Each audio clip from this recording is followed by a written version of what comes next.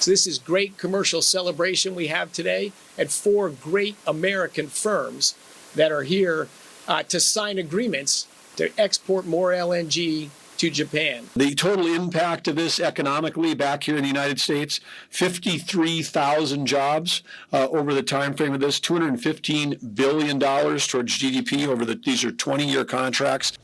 And away we go. Energy Secretary Chris Wright, Interior Secretary Doug Burgum, just moments ago announced a major breakthrough deal, a $215 billion deal that will be invested in the United States in energy and adding to U.S. GDP, American prosperity. Plus, it's expected to create more than 53,000 jobs.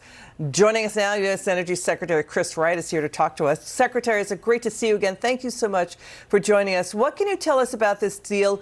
It's with a Japanese energy company. Which states will see this economic growth? Which states are we talking about?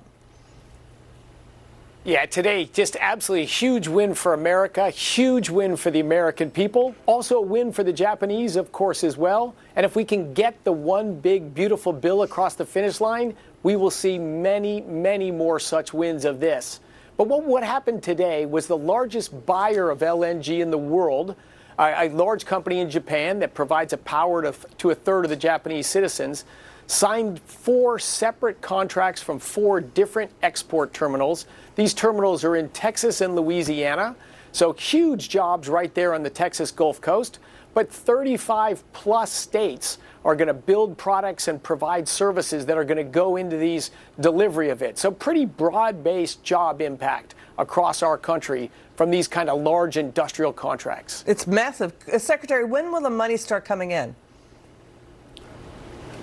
The money will start coming in, well, it depends when the new capacity comes online. But I would say some of it's going to come next year and then 2, 3, 4 years from now. Actually, let me take that back.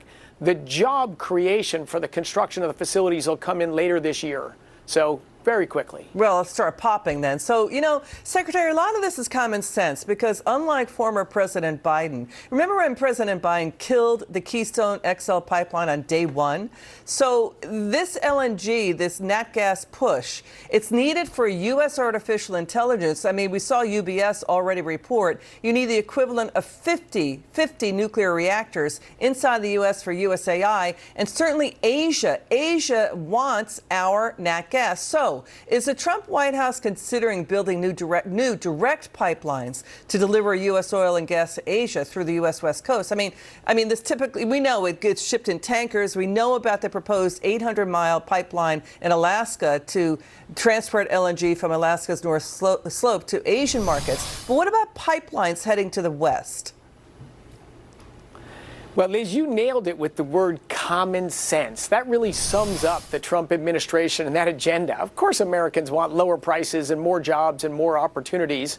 And those involve exports of American products, as you just mentioned. So, yes, we're going to look for all different places to export U.S. natural gas from. Alaska will probably be our first West Coast terminal, but it will be the only one? No, probably not. Of course, we have other ports in the United States, and we know how to build pipelines. It's just hard to overstate the upside in the growth of United States natural gas exports.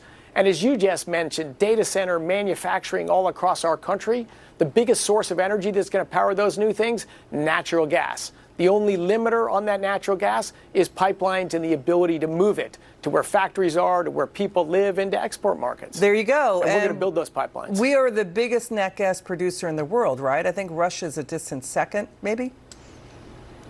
You're right, a distant second. We produce almost twice as much natural gas as Russia, and soon it'll be more than twice. Interesting. U.S. Energy Secretary Chris Wright, a pleasure to have you on, sir. It's good to see you. Thanks for joining us. Now, please listen to this.